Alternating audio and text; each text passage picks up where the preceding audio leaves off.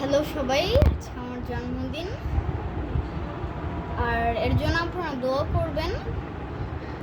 আর আমার বার্থডে উপলক্ষে আমি একটা গল্প বলবো। ওই গল্পটা একটা বই থেকে বলছি আমি।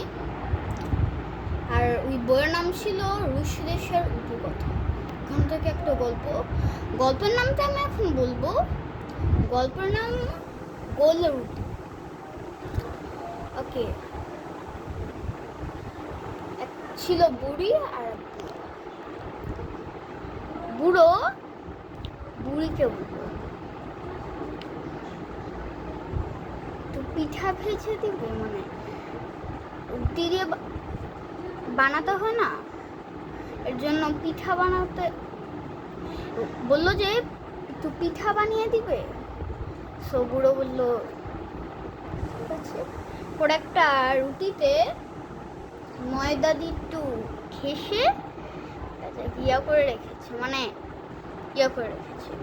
কিছুক্ষণ পরে রুটিটা স্লাইড খেয়ে একটা জায়গা দিয়ে স্লাইড খেয়ে নেমে এসে দেখা হলো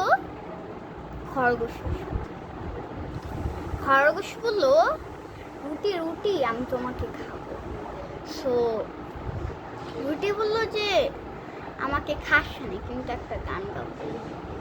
আমি গানটা অবশ্য জানি না, সো আমি গানটা বলেছেন যদি একটু ফানি লাগে।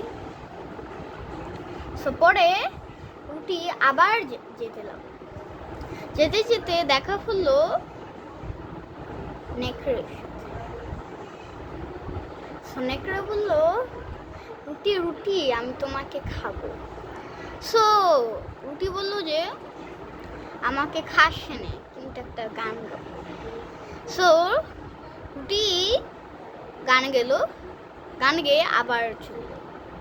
যেতে যেতে দেখা হলো এক ভাল্লুকের সাথে।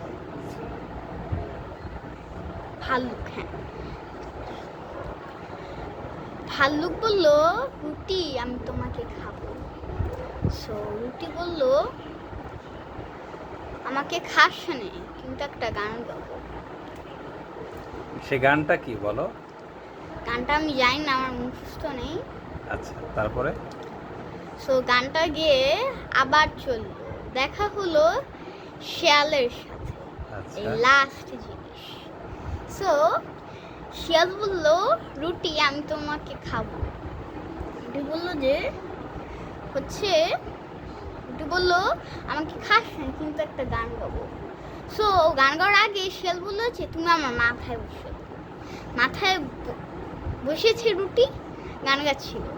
তখন শিয়াল আবার বললো যে আমার জিভে বসে মানে গান গা।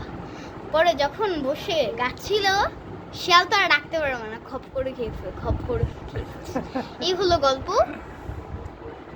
So bye bye.